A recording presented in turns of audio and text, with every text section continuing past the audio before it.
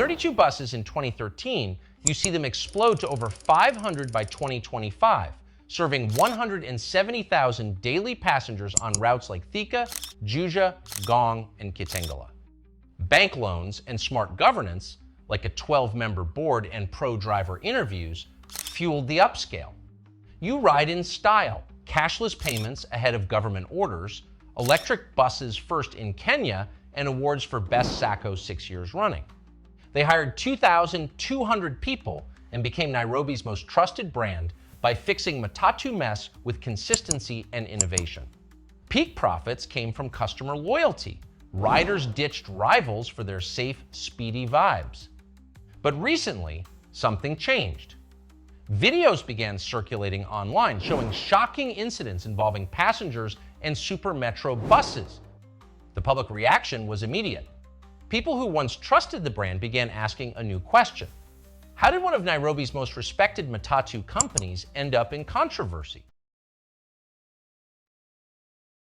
You meet Nelson Mwangi, the heart of it all, a Form 4 dropout from Kahuro, Murang'a County. Picture this. As a teen, he's roasting maize on smoky G-Coast near Makadara Law Courts, dodging cops and rainy days. Shifts as a lift attendant in dingy buildings followed, earning peanuts but saving every coin like gold.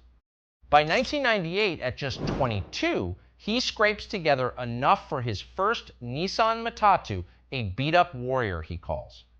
It hauls passengers on rough Eastlands routes, turning losses into his first taste of profit. Then comes the crew.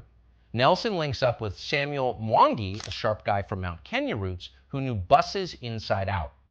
Together with pals like John Thuku, they grind through the matatu wars, rival crews smashing windscreens, touts brawling for passengers. No fancy degrees, just street smarts. They fix engines themselves, charm riders with cold sodas, and dodge bribes. Fast forward to 2013. Nairobi's matatu scene is chaos-overloaded death traps, no schedules, endless strikes. At the time, Nairobi's public transport system was dominated by small independent operators. Each vehicle worked on its own. Drivers competed aggressively for passengers, and discipline on the roads was often an afterthought. But the founders of Super Metro saw an opportunity. Instead of operating as individual matatu owners, they organized their vehicles under a SACCO structure, a cooperative system that allowed multiple buses to operate under one brand, one management, and one set of rules. The goal was to create something unusual in the matatu world, a transport company with order. With 8 second-hand Isuzu buses, they launched Super Metro Limited on the Kikuyu-Nairobi route. Why Super Metro? Nelson saw a TV doc on London's Underground, clean, punctual, kingly. His goal was simple but ambitious: bring professionalism into an industry known for disorder. Under his leadership, Super Metro focused on discipline. Drivers were expected to follow traffic rules. Conductors were expected to treat passengers respectfully. The buses carried a uniform green identity that made the brand instantly recognizable on Nairobi's roads. Slowly, the idea began to work. Commuters who were tired of the chaos started choosing Super Metro. The SACCO expanded its fleet, added new routes, and built a reputation as one of the most reliable matatu services in the city. For decades, Nairobi's matatu industry has been known for two things: energy and chaos. Matatus blast music, compete aggressively on the road, and operate in a fast-paced environment where time equals money. But when Super Metro entered the scene, it tried to present a different image. The company was built as a transport SACCO that aimed to bring structure into the industry. Instead of random vehicles with different colors and designs, Super Metro buses had a consistent look. Bright green branding made them easy to recognize anywhere in the city. But branding alone was not enough. The company also focused on discipline. Drivers and conductors were expected to follow stricter rules than those seen in many traditional matatu operations. The goal was simple: build trust with commuters. And for a while, it worked. Passengers who were tired of reckless driving and loud chaos began choosing Super Metro buses. Slowly, the company grew. This wasn't luck, it was rebellion against matatu madness. Nelson's dropout fire fueled a vision: make public transport dignified. But could 90 survivors scale to empire? The matatu industry in Kenya has always been fast, competitive, and unpredictable. But Supermetro tried to introduce something new: professionalism. Instead of chaotic branding, the company focused on a unified identity. Its buses had the same color scheme and design. When you saw one on the road, you knew immediately which Sacco it belonged to. This consistency built trust.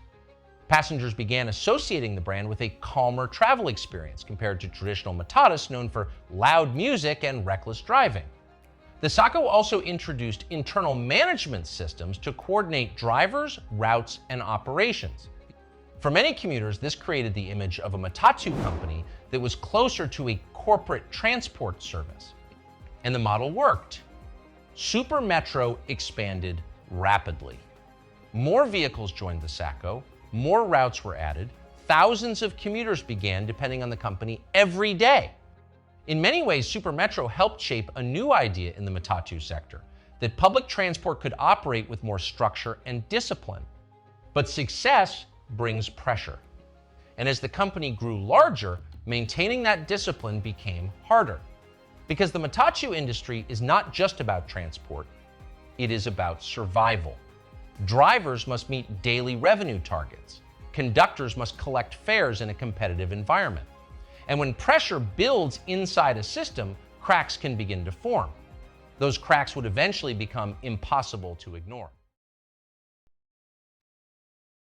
It started slowly. In March 2025, NTSA suspends them over safety fails: expired certificates, bad speed limiters, unqualified drivers on 88+ vehicles. Tribunal lifts it quick, but orders fire 269 drivers, retest 42, and inspect dozens. Huge crew shakeup. You hear ugly scandals. A tout kills a passenger in a fare fight. Another thrown off a speeding bus in Kitengela 2026. Riders push back with boycott calls over rude crews, overloading, and recklessness. Trust erodes fast. By 2026, endless orders and people fleeing matatus signaled the downfall of their once perfect rep. Then came something far more serious. Passengers began reporting being pushed off moving buses, not bumped, not gently asked to step off, pushed. People falling onto Nairobi's roads, people getting hurt, people dying. And Kenyans were asking hard questions. What kind of pressure were drivers and conductors under? Was this about filling seats? About hitting targets?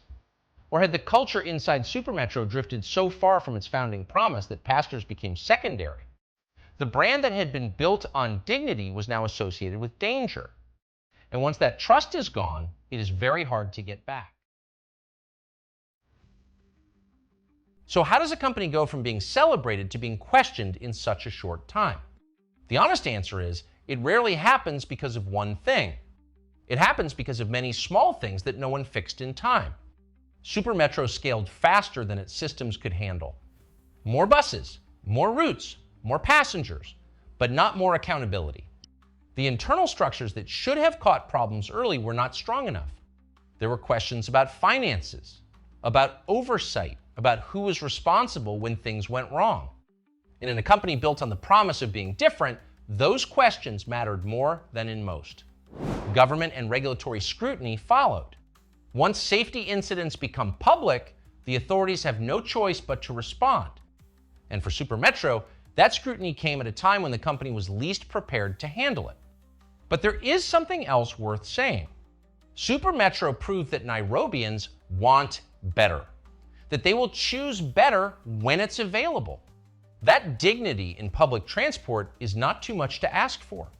The gap that Supermetro tried to fill still exists. Millions of Kenyans still wake up every morning and take that gamble. The question is no longer whether someone will try to fix it again. The question is, when they do, will they get it right?